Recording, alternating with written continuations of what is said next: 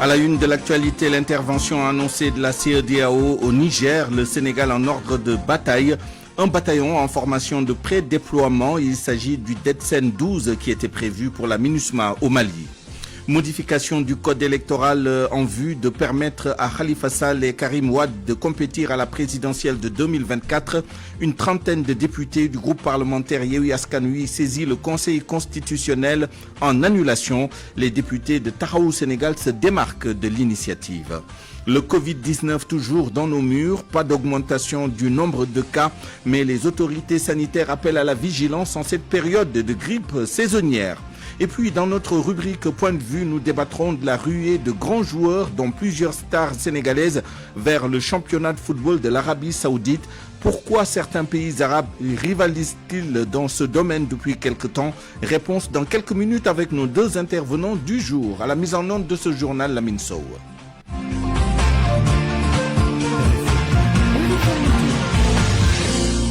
Souleymane Niang. Le rétablissement de l'ordre constitutionnel au Niger, le Sénégal prêt à accomplir la mission dans le cadre de la mission de la CEDEAO. Depuis ce matin, le bataillon est convoqué à Thiès pour une formation de pré-déploiement. Le DETSEN 12 devrait être aux avant-postes. Mohamed Ali Mouba.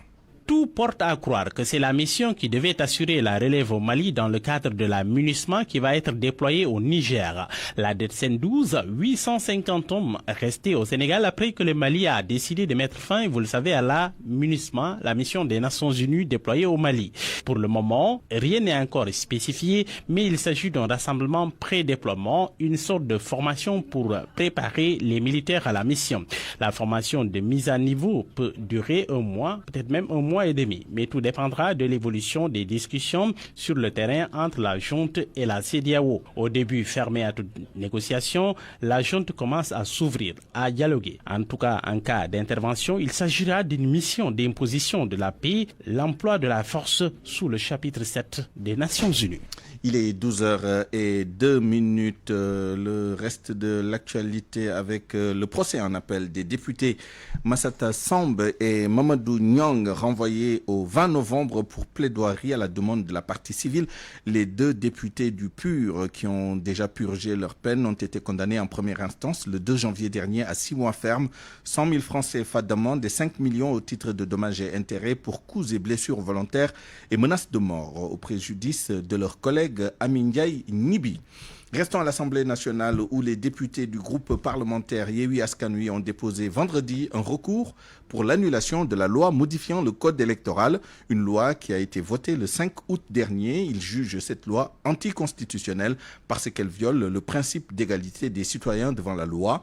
Pour ces parlementaires, toute loi doit avoir une portée générale et impersonnelle. Écoutons le député Aïb Dafé au téléphone avec El Hadj Ndiogou Diène. Nous avons noté que cette loi quand même présentait un certain nombre d'incidences.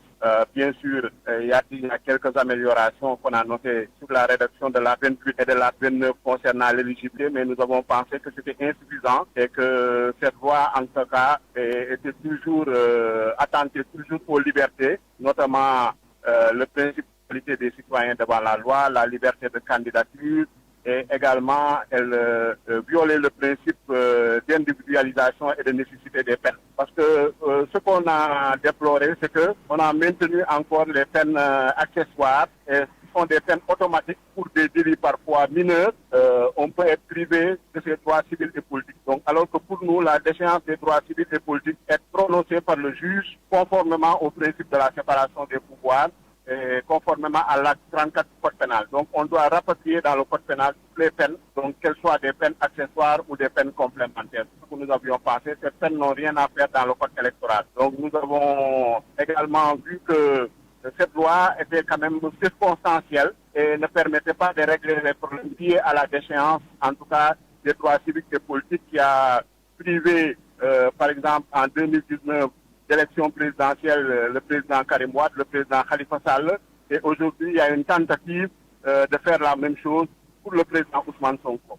Donc nous avons dit qu'on ne peut pas réparer une injustice en créant d'autres injustices. Les députés membres de Taxawu Sénégal, également membres de Yewwi Askan Wi, se démarquent de ce recours dans lequel ils n'ont pas été impliqués. Ils réaffirment toutefois leur appartenance au groupe parlementaire jusqu'à la prochaine session. Babacar Abambaye est député de Taxawu Sénégal. On n'a pas du tout été associés. C'est comme le premier recours qu'ils ont fait. Ils ne nous associent pas, ils ne nous informent pas. Et c'est comme ça depuis dans le fonctionnement du groupe parlementaire. Nous l'avons dit et redit, on a notre ligne de démarcation avec ces gens, c'est pas politique, c'est une question de valeur humaine. C'est des gens qui ont un problème avec le respect. C'est des gens qui ont un problème avec la décence. C'est des gens qui ont des problèmes avec la civilité. C'est tout. Vous savez, lorsqu'on a fait le groupe, l'idée a été agitée de prendre un consultant pour nous accompagner dans la rédaction de tout ce qu'on va faire en recours ou en texte proposition de loi. Et sur les 3 millions que le groupe reçoit, les 1,5 million sont reversés à Ngouldeboup. Nous, on aurait pu refuser et dire que Ngouldeboup est apparenté ou proche du PASTEF. Mais on a toujours été dans la logique de discipline, de respect. Et ce qui s'est passé ne nous surprend pas. Et je vous avouerai même qu'on s'y attendait un peu. Mais ça finira comme le premier recours. Ils seront débutés et la vie continuera. C'est des gens qui ne nous associent même plus aux condoléances du groupe. Donc, c'est vous dire à quel point ces gens-là peuvent des fois tomber très bas. Mais nous restons constants. Quand il faut nous battre pour un collègue, quand il a fallu prendre des positions tranchées pour nos collègues Massat Ensemble et autres, on l'a fait de manière publique. Quand il a fallu faire le tour pour demander la clémence pour Birom, on l'a fait. Nous sommes dans l'esprit du groupe, on s'est toujours battu pour le groupe. Vous considérez toujours comme membre du groupe parlementaire? Le groupe parlementaire existe jusqu'à la rentrée. Après, forcément, les leaders devront se poser et parler de l'avenir du groupe. Maintenant, on verra si des gens peuvent sortir des gens de gré ou de force du groupe ou les sortir du bureau. RFM, la radio de toute l'actualité. Le Covid-19 toujours présent au Sénégal, mais il n'y a pas de hausse du nombre de cas. La tendance est toujours la même, soit 2 à 3 cas par semaine. La maladie est toujours sous surveillance, rassure le ministère de la Santé. Par contre, le directeur de la prévention recommande de rester vigilant car la grippe saisonnière circule beaucoup en ce moment. Anna Rocha. Depuis le premier cas confirmé de Covid-19 au Sénégal le 2 mars 2020, la maladie n'a jamais quitté le Sénégal. Elle est toujours là, mais avec très peu de cas enregistrés par semaine. Dr Mamadou Ndiaye est le directeur de la prévention au ministère de la Santé. Ils étaient arrivés à un niveau extrêmement bas et c'est la tendance, je vous le confirme également, qui est toujours observée. Durant le mois de juillet, les 2 dernières semaines, peut-être autour de 2 ou 3 cas par semaine, parfois 4. Mais depuis quelques jours, même les 2 dernières semaines, c'est autour de 1, 2 ou 0 cas. Même dans les 3 derniers jours, c'est pratiquement autour de 0 cas. Donc en réalité, on ne peut pas, nous en ce qui nous concerne, sur la base des tests PCR qui sont effectués et qui émanent des structures sanitaires, parler d'une hausse des cas. Donc, la tendance est toujours la même, à des niveaux extrêmement faibles d'ailleurs. Actuellement, c'est le virus Omicron qui circule chez nous, même si ailleurs on parle d'autres sous-variants. Mais pas d'inquiétude à se faire. C'est une maladie sous surveillance et c'est toujours Omicron qui est là et qui est donc surveillé, même si par ailleurs, de par le monde, on parle d'un sous-variant nommé Eris ou EG5, mais dont encore la pathogénie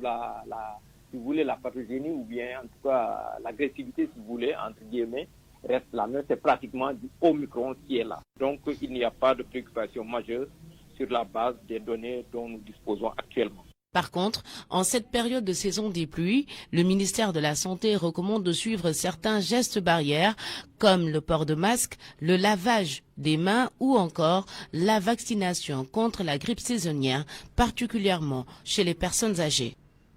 12h09 à l'université Cheikh Anta Diop de Dakar. Les étudiants se souviennent de Bassirou Faye. 9 ans après son décès, l'étudiant natif de Diourbel a été tué par balle alors qu'il réclamait sa bourse. Un problème qui perdure selon ses camarades. C'est un compte-rendu signé Serine Salousek et Radiato Anne. 9 ans que l'étudiant Bassirou Faye a été tué par balle, le temps passe, mais ses camarades se souviennent toujours de lui. Diomayat est le porte-parole des amicales de l'université Cheikh Anta Diop de Dakar. Nous sommes là aujourd'hui pour l'organisation de la commémoration de notre camarade étudiant Bassirou Faye, qu'on avait tué par balle d'une manière très brutale le 14 août de 2014, qui fait 9 ans à ce jour. Donc c'est la raison pour laquelle nous, chaque année, chaque 14 août, on organise cette journée pour formuler des prières pour que son âme puisse reposer en paix. Ces étudiants rappellent que Bassirou Faye combattait une cause noble qui lui a coûté la vie. Mais le problème demeure toujours. Parce que l'étudiant, on l'a tué sur le terrain pour des revendications qui se battaient qui se battait pour une cause de prise en charge des étudiants, de paiement des allocutions de bourse, et aussi qui se battait aussi pour un service dans les restaurants de l'université, et aussi pour une cause qui est très noble, c'est-à-dire qui défendait de manière générale l'intérêt des étudiants. Et aussi, nous étudiants aussi, jusqu'à présent, parce que l'étudiant rencontre beaucoup de problèmes sur le paiement des bourses, qui est très difficile aussi à gérer, ça on le comprend. Mais aussi, on sollicite à chaque fois les autorités d'y veiller et aussi de prendre en charge tous les problèmes de paiement des bourses de l'étudiant. Bassirou Faye a été tué le 14 août 2014 par balle au sein du campus social de l'université Cheikh Anta Diop de Dakar, alors que les étudiants manifestaient pour réclamer le paiement de leur bourse. Les étudiants de l'université Cheikh Anta Diop qui ont profité de l'occasion pour dénoncer les cours en ligne, ils exigent la reprise des cours en présentiel à partir du mois d'octobre. Diomayat est le porte-parole des amicales de l'UCAD. Il est au micro de Serigne Salusek. En tout cas, le collectif des amicales de l'UCAD, il veille sur l'intérêt des étudiants. Et nous, notre objectif, c'est de défendre tous les étudiants de l'Université de Dakar. Et si on laisse une fois un étudiant en rade, ça veut dire que nous, on a fait à notre mission. Et raison pour laquelle on avait dit que si on fait des cours en ligne, on va laisser des étudiants en rade. C'est la raison pour laquelle le collectif s'est réuni pour dire qu'il faut qu'on fait des cours en présentiel. Mais malgré tout ça aussi, il y a des cours qui sont disponibles dans la plateforme, dont les étudiants, il y a des étudiants qui commencent à récupérer ces cours-là et essayer de travailler en catimini en attendant le retour en cours présentiel. RFM, la radio de toute l'actualité. Vous le savez, 7000 tonnes d'oignons ont été reçues ce week-end au port autonome de Dakar. Au marché Ocas de Touba, destination prioritaire de cet oignon, le produit importé est visible sur le marché. Des camions remplis d'oignons sont sur place. Une situation qui est à l'origine de la baisse du prix du kilogramme qui passe de 1200 à 1000 francs CFA. Pambay Diaw. Devant ce magasin au marché Ocas, un camion rempli d'oignons est en train d'être déchargé. Avec ce nouvel arrivage, une légère baisse est notée sur le prix du sac de l'oignon selon Mambay, commerçant. Il y a de l'oignon sur le marché. J'ai acheté le sac à 21 000 francs et le kilogramme coûte 1000 francs. Je suis sûr que le marché sera bien approvisionné d'ici quelques jours. Dans ce cas, les prix vont continuer à baisser. Devant les boutiques de Baïsal, Touré et Matargueï, un important stock d'oignons est visible sur les lieux. Ici, le kilo de l'oignon passe de 1200 francs à 1000 francs CFA. Il y a une amélioration sur le marché. Depuis hier, les prix ont baissé car les camions continuent d'apporter de l'oignon sur le marché et j'espère que cette situation va continuer. On est à l'approche du Magal et on ne va pas voir une pénurie d'oignons durant l'événement. Au marché Ocas, l'oignon importé est constatable dans plusieurs magasins. Les prix passent de 1200 à 1000 francs. Les commerçants pensent que si les produits continuent à venir d'ici quelques jours, le prix 10 kilos peut baisser jusqu'à moins de 700 francs. RFM Touba, Pape Mbaye Diaw. À Kaolack, par contre, pas encore d'approvisionnement, pas de baisse donc de l'oignon. La situation actuelle laisse les ménagères de Kaolack sans voix. Le kilogramme d'oignon est maintenu à 1200 francs CFA. Elles appellent les autorités, ces ménagères, à assurer un approvisionnement adéquat en oignons. Reportage Fatoumba. Des ménagères qui font leurs courses à Kaznak, Ndarmondaou et autres sont préoccupés par l'augmentation du prix de l'oignon sur le marché Elles expriment leur mécontentement et se montrent inquiètes face à cette situation. La situation actuelle est vraiment préoccupante. Le prix de l'oignon atteint 1200 francs CFA par kilogramme sur le marché, une situation jugée inacceptable par Tchama, agent événementiel, et Seynabou qui travaille comme écailleuse de poissons au marché Gate et à la trentaine. Un kilogramme d'oignon qui coûte 1200 francs. Il n'y a pas de loi dans ce marché.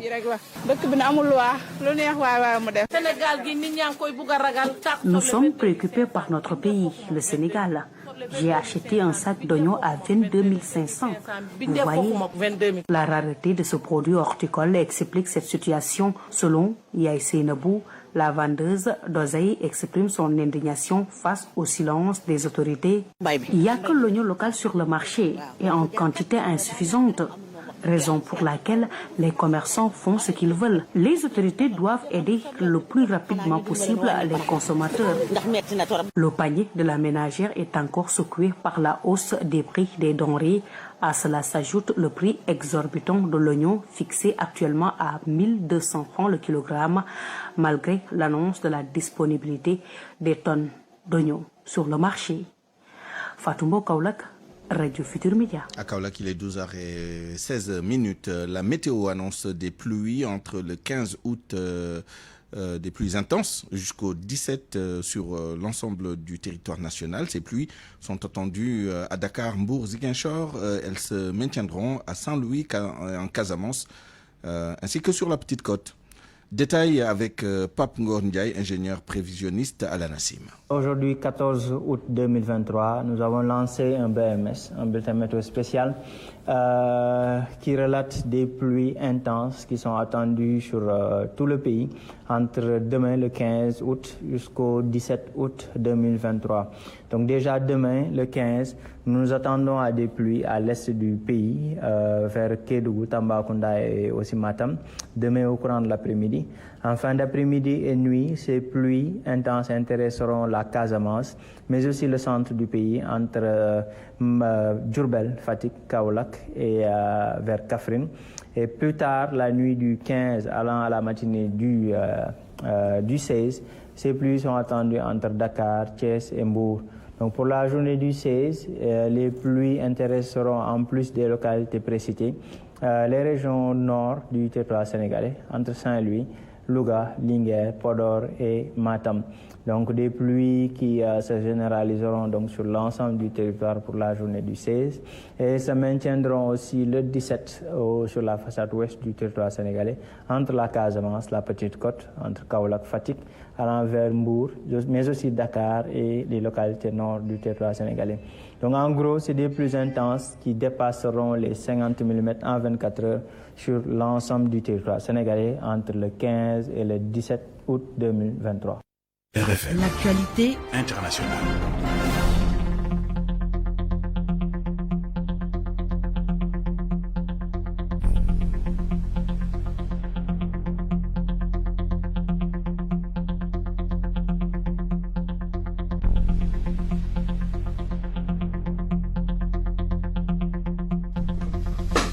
Le journal inter avec vous, Georges Diop. Bonjour. Bonjour Souleymane. Réunion du Conseil de paix et de sécurité de l'Union africaine ce lundi sur la crise au Niger. Annonce faite dans un communiqué publié sur X, ex-Twitter, une réunion pour discuter de l'évolution de la situation au Niger et des efforts pour y remédier. Elle se tient à Addis Abeba au siège de l'Union africaine. La réunion se tient alors que les auteurs du coup d'État ont tenté ont donné plutôt ce week-end des signaux divers. Ils se sont d'abord dit ouverts à la négociation avant d'annoncer vouloir poursuivre pour haute trahison le président déchu Mohamed Bazoum. Toujours au Niger, 6 soldats dont le chef de la mission ont été tués. Un autre a été blessé dans des combats hier dans l'ouest du pays d'après un bilan provisoire du haut commandement. Les soldats nigériens qui étaient à bord de 5 véhicules ont envisagé une poursuite contre des djihadistes présumés lorsqu'ils sont tombés dans une embuscade. Selon un communiqué du haut commandement de la garde nationale, 10 terroristes ont été tués lors d'une opération de ratissage menée par des renforts aériens et terrestres. 4 motos des assaillants ont été détruites. Au Mali, l'armée récupère une base de l'ONU. Une base de l'ONU très convoitée par l'ex-rébellion Touareg. La mission des Nations Unies pour le Mali a indiqué avoir anticipé son retrait d'une base à Ber dans le nord du pays. Cela en raison de la dégradation de la sécurité dans la zone. Le départ des casques bleus burkinabés occupant cette base était programmé dans le cadre du retrait de la MINUSMA du Mali, décidé par le Conseil de sécurité de l'ONU fin juin. Madagascar, le chef du cabinet d'André Rajoel arrêté à Londres. Il est soupçonné d'avoir demandé un pot de vin à l'entreprise minière de pierres précieuses Diamfield. C'est ce qu'a annoncé ce matin la National Crime Agency britannique. Le chef de cabinet de André Rajoel a été arrêté avec un associé français lors d'une réunion à Londres. Réunion au cours de laquelle il aurait demandé, selon la NCA plutôt, un pot de vin pour obtenir des licences pour opérer dans la nation insulaire. Hors du continent, en Italie, l'aéroport de Catane ferme après une éruption de l'Etna dont les cendres retombent sur l'espace aérien.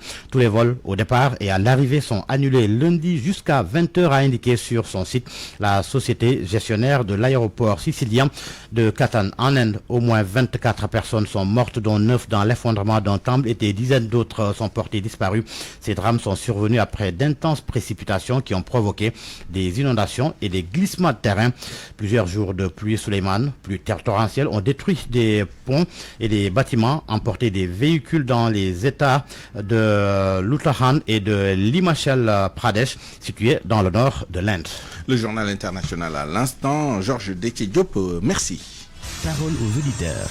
L'actualité, qu'en pensez-vous? Moi, je pense que vous devez. Réagissez dans nos éditions d'information sur l'actualité. Bonjour. Du lundi au vendredi, vous avez la parole sur RFM.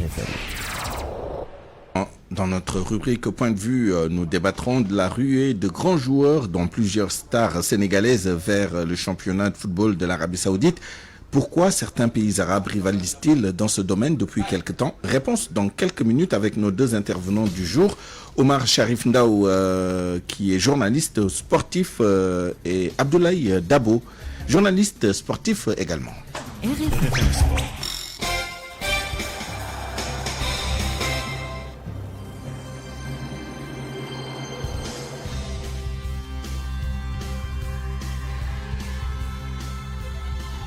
L'actualité des sports, Youssouf Bodian, bonjour. Bonjour Souleymane et bonjour à tous. On commence avec le basketball masculin. Le tournoi de pré-qualification olympique démarre cet après-midi à Lagos. Et dans le groupe A, à 17h temps universel, le Sénégal sans Gorgui Sy-Dieng affronte le Nigeria, un match qui va finalement se jouer dans une des salles de réunion de l'hôtel où logent les équipes. Elle a été donc transformée en salle de basket pour l'occasion. Selon le sélectionneur adjoint du Sénégal, donc qui s'est entretenu avec Sola Thiam, Mamadou Gueye Pabi, donc vous aurez l'occasion d'entendre tout à l'heure. Notez que donc le match d'ouverture qui devait opposer le Mali à l'Ouganda a été finalement annulé pour cause les Ougandais ont déclaré forfait. Du coup, du côté de la RDC également, la RDC n'a pas effectué le déplacement dans le groupe B.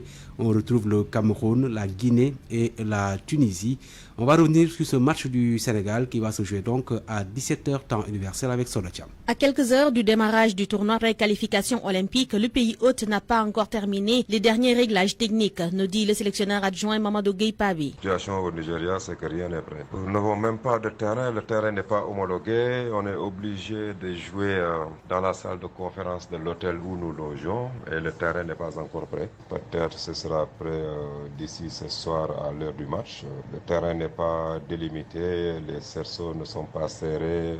Je me pose la question comment ils ont pu pouvoir organiser ce tournoi. Pour la première sortie des Lions face au Nigeria ce lundi, le sélectionneur adjoint reste confiant malgré les conditions dans lesquelles va se dérouler le tournoi. Nous n'avons pas d'excuses, nous avons eu une très bonne préparation en Chine de 2 semaines avec des matchs amicaux de très haute facture contre l'Iran et les Philippines, 3 matchs. Il va falloir être prêt dès ce soir pour affronter cette très bonne équipe nigériane. Mamadou Gueye Pabi n'a pas manqué de mentionner le comeback de Cheikh Tidiane Mbodj, absent de la tanière depuis 2019. Cheikh Mbodj, un gosse très positif. On lui a appelé à la dernière seconde.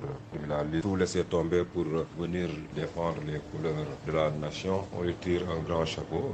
Il était en vacances, mais il était actif. Espérons qu'il fera tout le bien qu'on pense de lui. Franchement, je suis très heureux des 2 séances qu'il a fait entre hier et aujourd'hui. Les 2 premières équipes de chaque poule vont se qualifier pour les demi-finales, où la première de la poule A va croiser la deuxième de la poule B, vice-versa. Le vainqueur des demi-finales se croise en finale pour déterminer le gagnant du tournoi de Lagos. L'équipe vainqueur va rejoindre les représentants des autres continents, avec 2 en Europe, 1 en Asie et 1 en Amérique pour le dernier tournoi qualificatif olympique de Paris 2024. Le Sénégal, Nigeria, donc à 17h à suivre sur la radio Futur Média Souleymane. Football toujours, ça bouge sur le marché des transferts. Football, c'était pas effectivement, le premier élément, on parlait basket. Football alors, ça bouge sur le marché des transferts. Avec le gardien espagnol Kepa, 28 ans, il a été prêté au Real Madrid jusqu'à la fin de la saison. C'est pour pallier l'absence de Thibaut Courtois, blessé et qui devrait donc être absent pendant au moins 6 mois. L'international espagnol est le gardien le plus cher de l'histoire. Il avait été acheté par Chelsea à l'été 2018 contre un montant record de 80 millions d'euros. Kepa qui va donc disputer la saison 2023-2024 sous les couleurs du club madrilène. La Liga espagnole justement qui clôture sa première journée à 19h30. Le promu Grenade FC de l'attaquant international sénégalais Famara Diédhiou se déplace sur la pelouse de l'Atlético Madrid en Angleterre suite de la première journée de Premier League. Manchester United qui reçoit Wolverhampton. Le match est prévu à 19h. Volleyball masculin, l'équipe nationale entre en regroupement aujourd'hui. C'est pour préparer les championnats d'Afrique qui vont se jouer début septembre au Caire. En revanche, le Sénégal n'a pas engagé l'équipe nationale féminine à la CAN qui démarre aujourd'hui au Cameroun. Amadou Sey, le président de la Fédération sénégalaise de volleyball, nous dit pourquoi. Malheureusement, notre équipe féminine ne pourra pas participer à la CAN qui commence le 14 lundi au Cameroun. Mais nous avons bon espoir de pouvoir amener les garçons au Caire. La CAN qui se déroulera du 1er au 14 septembre prochain. En tout cas, les garçons commencent un regroupement dès lundi au camp Leclerc, un regroupement interne. Et donc nous allons voir avec le ministère comment pouvoir déplacer cette équipe. Alors l'objectif généralement c'est évidemment pouvoir atteindre le podium. En tout cas nous en avons les moyens. Les filles avaient atteint cet objectif en 2019 et je pense qu'avec les garçons on va aussi tenter l'expérience. Nous avons des joueurs professionnels dans des pays européens et dans des pays arabes. Donc je pense que c'est jouable. Pourquoi les filles ne sont pas engagées pour le championnat d'Afrique ? Bon, on nous a parlé de tensions financières au niveau du ministère. Nous n'avons pas d'autre choix que de l'accepter, mais nous allons nous battre en tout cas pour pouvoir amener les garçons. C'était donc le président de la Fédé de volleyball. Nous parlons de la Ligue Nord de Vovinam Vietvodao qui a organisé ses compétitions régionales. C'est pour préparer ses meilleurs athlètes. 12 clubs ont participé à la préparation donc, de la Ligue Nord qui veut surtout préparer les différents championnats qui démarrent au mois d'octobre. Awanya est la présidente. Je vous propose de la suivre au micro de Ousseynou Diop. On prépare le championnat régional afin d'accueillir les athlètes pour pouvoir représenter la Ligue au niveau national et voire même international. Vu que ce sont les championnats du monde qui doivent se passer au mois de novembre-décembre 2023. Parce que c'est ici qu'on recueille les meilleurs athlètes pour leur préparer encore au niveau national. Mais aussi, nous demandons aussi aux autorités de nous venir en aide parce qu'il y a des championnats qui se préparent. Mais aussi, nous demandons aussi aux autorités de nous venir en aide parce qu'il y a des championnats qui se préparent alors que les athlètes ne peuvent pas se déplacer eux-mêmes sans pour autant avoir l'aide des autorités ou bien des bonnes volontés. C'est tout pour les sports. Merci Youssouf Bodian. Restons avec le sport ou le foot local et l'économie locale. Entre les deux, les Navetanes, avec les phases nationales actuellement à Kaffrine, tabliers, restaurateurs, vendeurs à la sauvette, se frottent les mains. Le seul hic évoqué est la cherté des billets pour accéder au stade. C'est un reportage d'Ndey Awabey. Aux abords du stade El Hadj Babacar Kaye, plusieurs personnes s'adonnent à la vente de crème, de sachets d'eau, d'arachide, entre autres. Une situation qui améliore le chiffre d'affaires des vendeurs qui ont installé leur petit commerce dans l'enceinte. du stade. Je vends des sachets d'eau. Dieu merci, ça marche très bien. À quelques pas de là, Baïfal, il vend du café Touba et se dit satisfait de la tenue des matchs de phase finale à Kaffrine. Il reconnaît une nette augmentation de ses revenus. On est vraiment content. Kaffrine doit abriter tous les jours ces genres de tournois. Fortune diverse pour ces acteurs. Les conducteurs de Moto Jakarta n'ont pas eu la même chance que les vendeurs. Ibrahim Diallo, un jeune conducteur, souligne que cet événement ne leur profite pas encore. Nous sommes vraiment exclus de cet événement. Ils devraient nous donner au minimum des t-shirts. La ville de Kaffrine accueille pour la première fois les phases nationales de l'ONCAV au stade El Hadji Babacar Gaye jusqu'au 25 août. Un événement qui fait le bonheur des commerçants. Kaffrine Dayaoubey, Radio Futur Média. RFM, l'info, c'est ici. L'info, c'est ici. Dissidence à l'UNAPES, on ne parle plus le même langage au sein de l'Union nationale des associations des parents d'élèves et étudiants du Sénégal.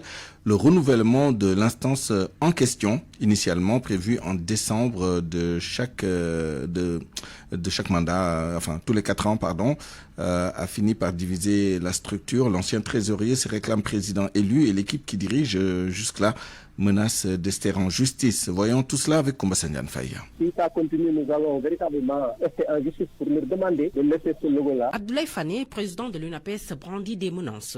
Le destinataire n'est personne d'autre que son ancien trésorier et président de la coordination départementale de Dakar, Thierno Ndaw. Dans un premier temps, nous étions en train de renouveler les coordinations départementales. Bon, il y a une partie de la coordination départementale de Dakar qui est présidée par le trésorier national. Ils se sont démarqués et ont convoqué l'Assemblée générale le samedi 12 sans la présence des autorités administratives, ministérielles, du point de vue de la légalité, de la légitimité, véritablement ça peut se faire à leur niveau. Qui lui aussi se réclame président. Qu'est-ce qui s'est réellement passé pour arriver à cette dissidence? Thierno Ndaw. Nous sommes arrivés au terme de notre mandat. C'est lui-même, Abdoulaye Fane, le 18 mai, qui a présidé la réunion du secrétariat permanent, qui a fixé, c'est lui qui a pris le calendrier, qui a fixé la date du 12 août. À 10 jours de l'événement, moins de 10 jours, il convoque le 4 août le secrétariat pour reporter l'AG.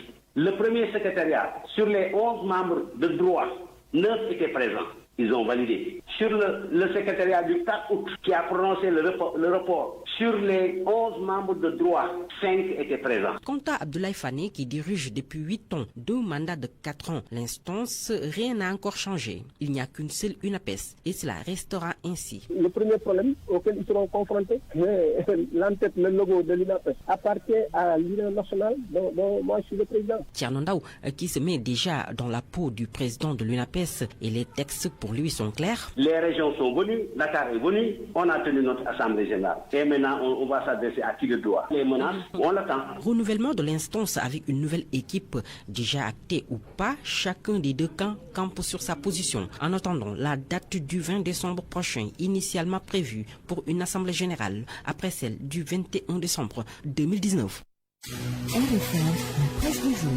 La revue de presse avec Mohamed Ali Mouba. Bonjour. Crise au Niger, le Sénégal se prépare à la guerre, dont les cantonnements se rassemblement dès aujourd'hui. Le détachement qui devra prendre part à l'opération de la CEDEAO destinée à rétablir l'ordre constitutionnel convoqué. Selon l'Observateur, les militaires choisis pour participer à la bataille sont tous invités à se mettre en rang. Le journal Le Quotidien constate pour sa part que la mobilisation a lieu à Thiès et c'est le début du rassemblement. Mais tout de même, question autour d'une intervention. Le journal se demande toutefois comment pareille opération pourrait se faire. Et pour cause, l'intervention ne fait pas l'unanimité au sein des pays de l'organisation sous-régionale. La junte au Niger a le soutien du Burkina, du Mali, 2 pays dirigés par des putschistes et suspendus de l'organisation. Les militaires au pouvoir de ces 2 pays ont prévenu qu'ils seraient solidaires et que toute intervention armée serait considérée comme une déclaration de guerre à leur encontre. Nous reparlons du projet d'attentat prévu à Dakar et déjoué par la sûreté urbaine et les services de renseignement. Révélation ce matin du journal Source A. Le confrère nous apprend que la police est informée du sale coup à filer les malfaiteurs jusqu'à Dakar pour avoir une idée claire du projet et des acteurs qui avaient prévu de passer à l'acte. Mais le confrère remarque que l'enquête a été quelque peu compromise par Anita, l'activiste proche de la majorité présidentielle qui a fait fuiter l'arrestation de 11 individus de la bande. La gendarmerie qui veillait au grain a ouvert une enquête après avoir arrêté le dénommé Tom Mudge Ninki Nanka, domicilié à Ziguinchor, représenté comme le cerveau des attentats activement recherchés. Walfadri, lui, nous donne les nouvelles d'Ousmane Sonko et compagnie incarcérés, vous le savez, à la prison de Sébikotane. Les nouvelles qui nous viennent de Sébi ne sont pas bonnes. Ousmane et compagnie sont en danger de mort, constate le journal. Pourquoi? Eh bien, parce que jusque-là, ils refusent de s'alimenter. Voilà déjà 15 jours. Pendant ce temps, les autres politiques se préparent à se mettre en piste pour 2024. Mais à Beno, constat du journal L'Info, ça part dans tous les sens. Dans le Témoin, Alingui Ndiaye confie qu'il n'est pas prêt à se désisser au profit des autres. Mais selon l'Observateur, les médiateurs continuent de travailler pour harmoniser les positions et 3 positions se dégagent. Selon Sourça, il y a un groupe de facilitateurs composé de Mahmoud Saleh, Morgom et compagnie pour négocier avec les différents candidats. Il y a un autre formé d'alliés de Macky Sall, en l'occurrence Modou Diagne Fada, Omar Sarr, etc. Amadouba et Abdoulaye Daouda Diallo se sont tout à tour rendus au domicile de Diouf Sarr, qui a également reçu les 2 groupes de négociateurs. Le Premier ministre et le président du Conseil économique, social et environnemental ont aussi rencontré Alingui Ndiaye, qui a déjà dit à Macky Sall que s'il choisit un autre, eh bien, qu'il ne se rangerait pas. En première page du journal L'Observateur, la situation pluviométrique du pays, l'alerte rouge de la météo. Diabel Ndiaye, chef du service climatologie à la Nassim, affirme que des événements pluviométriques extrêmes ne sont pas écartés. Attention, danger donc. Dans le journal Vox Populi, ce désastre dans le nord du Sénégal, plus de 80% du riz détruit dans le Waalo. Cheikh Sarr, le président du GIE Sokhali Waalo, constate les dégâts et tire la sonnette d'alarme. Dans le journal Vox Populi, le diagnostic de Moustapha Tall et ses solutions pour l'autosuffisance en riz. À lire dans le journal Vox Populi, la migration, les restrictions sur l'octroi du visa pour la France, eh bien, c'est ce qui pousse les jeunes à emprunter le chemin du Barça Walla Barsakh. Paperasse et longue procédure pour bloquer les demandeurs. Un candidat à l'immigration affirme avoir tenté l'immigration irrégulière faute de visa pour l'Europe. L'ambassade de France parle de fortes demandes de déplacement et des pratiques malsaines. Boubacar Seye d'Horizon Sans Frontières dit que l'Europe doit se remettre en cause. En tout cas, 208 migrants sénégalais sont rapatriés du Maroc. Rapatriés donc samedi, 9 dépouilles dans les morgues. Et puis sport pour boucler, foot Saudi Pro League, merveille ou mirage pour les Lions. Le journal L'Observateur a donné la parole à Alain Giresse. Il dit il ne se fait pas de soucis pour Sadio Mané et compagnie. Au sujet justement de cette Saudi Pro League, le journaliste de Quotidien nous dit que Sadio Mané a fini d'accrocher sa 3e étoile à son maillot. Oui, 13e trophée en carrière avec cette Coupe d'Arabe des clubs sacrés devant Koulibaly samedi dernier. Dans le journal Sunu Lamb ji Sadjana, eh bien, Modlo Ama et Tafatine, en novembre. Le confrère nous dit que ça promet. Bonne nuit à tous.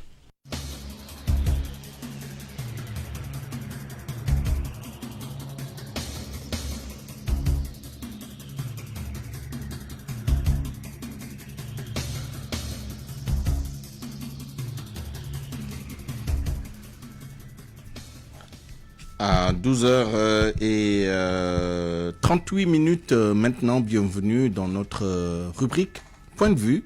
Nous discutons football et géostratégie avec tous ces joueurs, grands joueurs, qui se ruent vers le championnat de football de l'Arabie Saoudite à coût de centaines de milliards de francs CFA.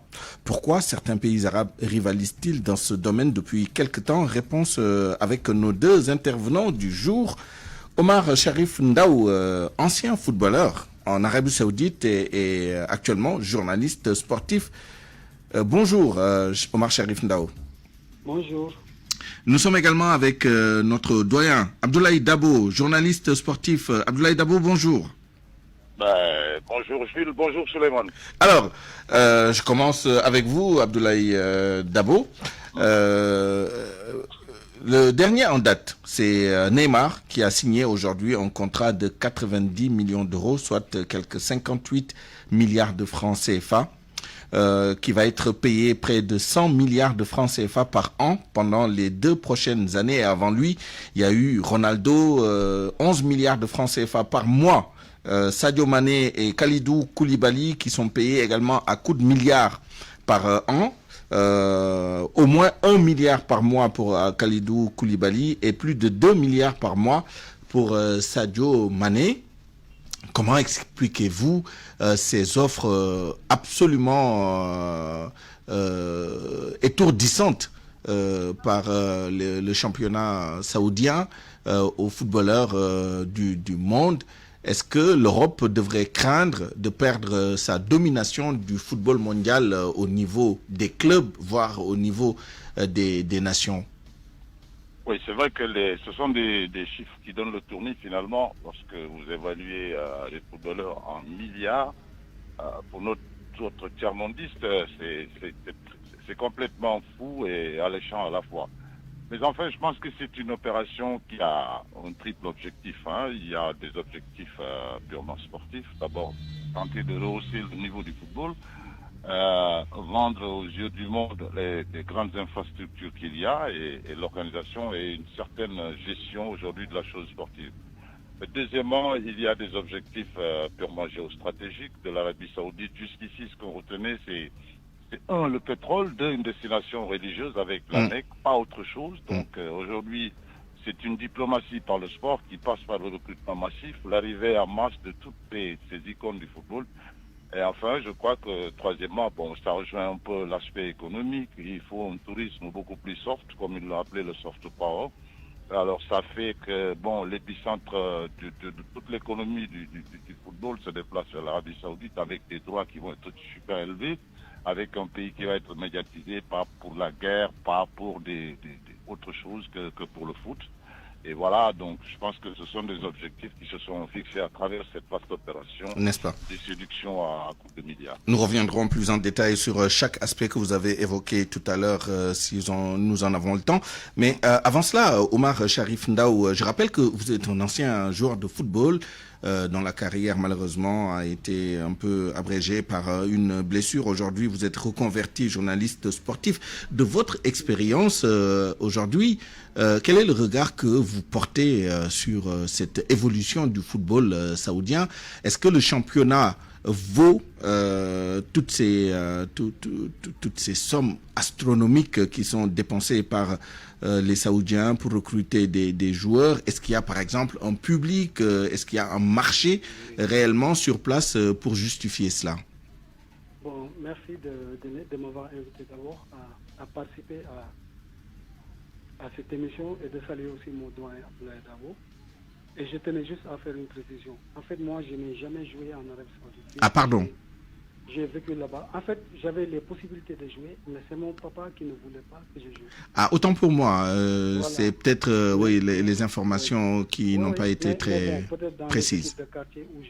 Toutes nos excuses pour cette méprise. C'est pas grave. C'est pas grave. Et à nos auditeurs, bien naturellement. Il y avait et puis moi, je pense d'abord que vous aurez même pu appeler Victor Diagne, Alimal.